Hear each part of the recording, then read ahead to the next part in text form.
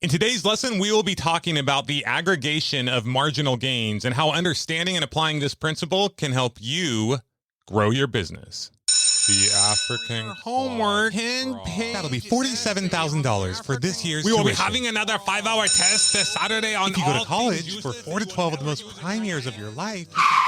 Stop the insanity! It's 2023, and there's a much better way to get an education. Helping you start and grow your own business and creating wealth for you and your family is our top priority. Each day, you'll be taught by multi-millionaire business owners who have been where you want to go and can show you how to get there. Graduate rich, not broke. Follow and start listening to the Millionaire University podcast today.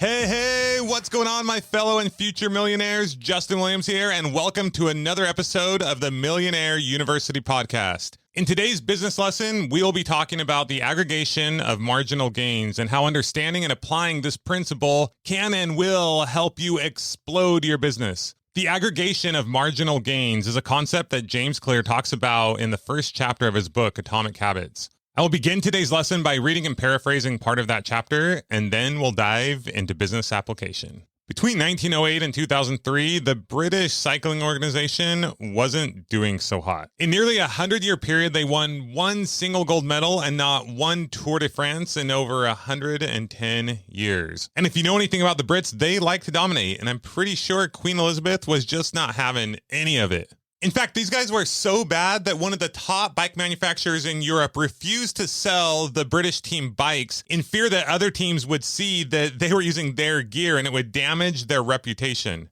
But the Brits were determined to change the trajectory of their less than stellar cycling performance. And in 2003, they hired a man by the name of David Brailsford as their new performance director.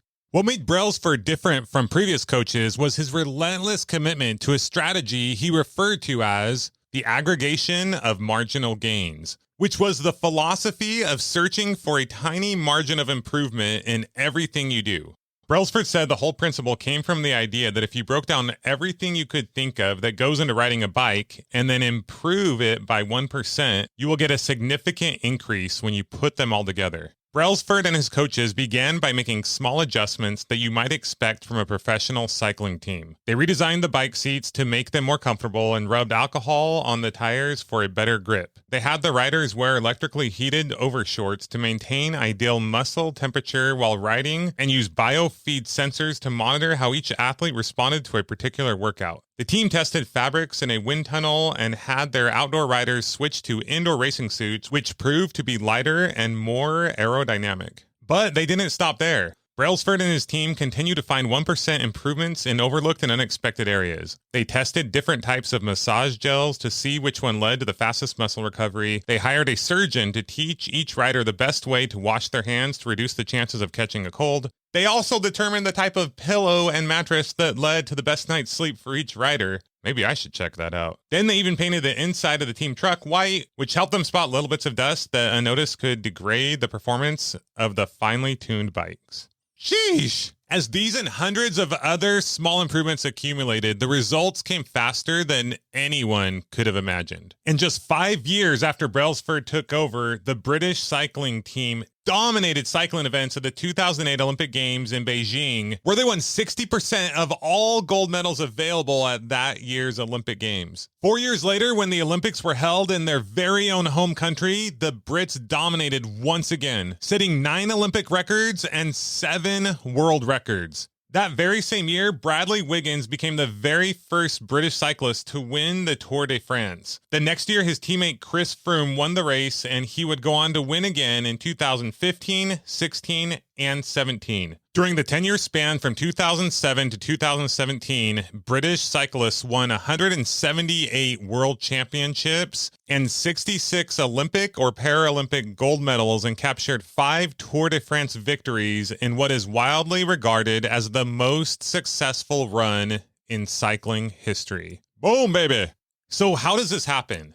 How does a team of previously ordinary athletes transform into world champions with tiny changes that at first glance would seem to make a modest difference at best? Why do small improvements accumulate into such remarkable results? And how can you replicate this approach in your life? James Clear goes on to say, "It is so easy to overestimate the importance of one defining moment and underestimate the value of making small improvements on a daily basis. Too often, we convince ourselves that massive success requires massive action. Whether it is losing weight, building a business, writing a book, winning a championship, or achieving any other goal, we put pressure on ourselves to make some earth-shattering improvement that everyone will talk about. Meanwhile, improving by 1% isn't only not notable, sometimes it isn't even noticeable. But it can be far more meaningful, especially in the long run. The difference a tiny improvement can make over time is astounding." So now let's talk about the aggregation of marginal gains as it applies to business. Just like most businesses, in our past education business, most of our clients were focusing on three things: lead generation, lead conversion, and fulfillment. In this case, fulfillment was more of sales fulfillment since they were buying at a certain price and trying to sell it at a higher price. My team and I coached hundreds, if not thousands of people that were all in the exact same industry. And just like any other industry, there were some that would have massive success, making millions of dollars every single year. And there were others that would crash and burn and not make anything. And it had absolutely nothing to do with their specific skills in this specific industry. In fact, the same people that succeeded to a very high degree in this industry would have dominated any industry they entered into. So what was the difference?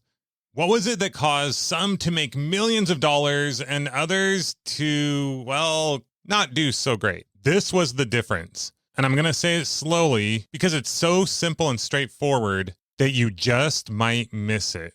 The people who succeeded at an extremely high level did enough things good enough. I'm going to repeat that again.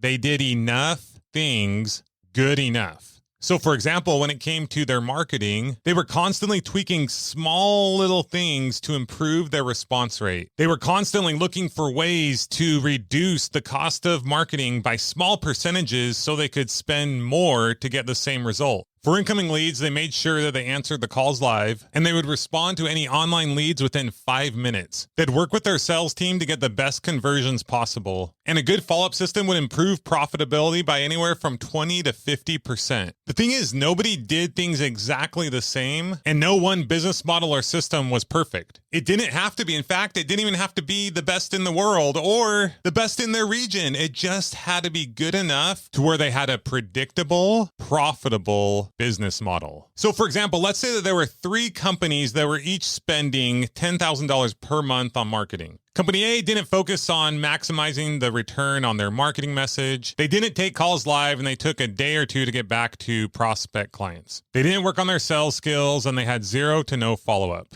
Over a year, this company would spend $120,000 and probably make 30, 50, 60, maybe. Not a very good business model. Company B sometimes took calls live, took a couple hours to get back to online leads, and maybe did very minimal follow-up. With the 120 spend, they would maybe break even, maybe make a little bit of money, but probably not enough to live a very happy, fulfilled life. And then company C did all the things that we've talked about, and then some. We're not covering every little detail here, just an example. And they didn't do everything perfectly, but they did enough good enough. This company would most likely 3x their investment, meaning they would make $360,000 on a 120 spend, which would mean they'd have more profit to invest back into the company, allowing them to get to a high 6 figures and eventually a 7-figure plus company. Clear says habits are the compound interest of self-improvement. The same way that money multiplies through compound interest, the effects of your habits multiply as you repeat them. They seem to make little difference on any given day, and yet the impact they deliver over the months and years can be enormous.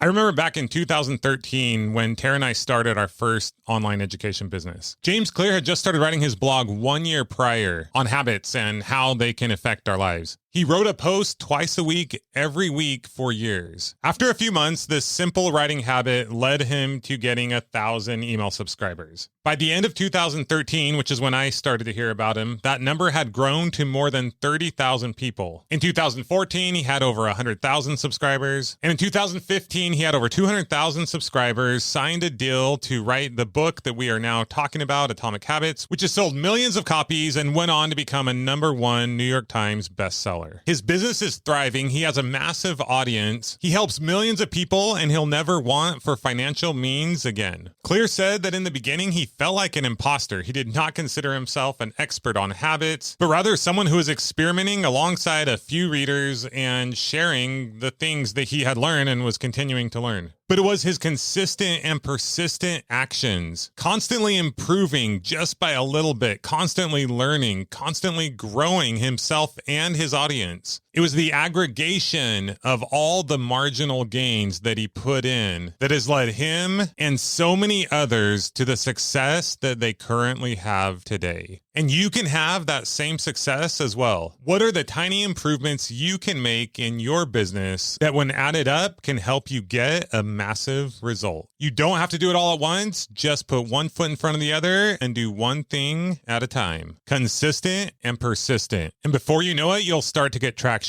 And soon you'll hit that proverbial hockey stick and start to experience exponential growth. And when people approach you and want to know, how did you become an overnight success? You'll just kind of laugh to yourself and say, the aggregation of marginal gains.